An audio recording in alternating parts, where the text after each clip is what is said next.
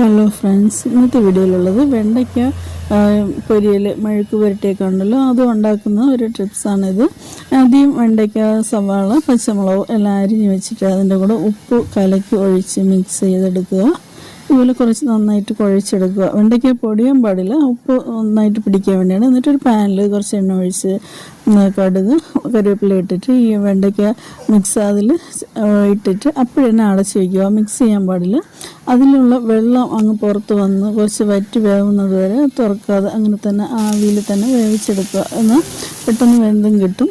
വെണ്ടയ്ക്കയുടെ ഇത് കുഴപ്പ് ഉള്ളതൊക്കെ അതൊക്കെ മാറിക്കിട്ടും, പെട്ടെന്ന് പൊടിയാതെ ഇരിക്കും, നല്ല ടേസ്റ്റുമാണ്. നിങ്ങൾ ചെയ്തിട്ടില്ലാത്തവരാണെങ്കിൽ ഇതുപോലെ ഒന്ന് ട്രൈ ചെയ്ത് നോക്കൂ. പിന്നെ എല്ലാവർക്കും വെണ്ടയ്ക്ക എല്ലാം ചെയ്യാൻ അറിയാമെന്നുള്ളവർ തന്നെ, എന്നാലും ഞാൻ ചെയ്യുന്ന ഒരു മെത്തേഡാണ് വീഡിയോയിൽ കാണിക്കുന്നത്. ഇഷ്ടപ്പെടുന്നവരൊന്ന് ട്രൈ ചെയ്ത് നോക്കൂ.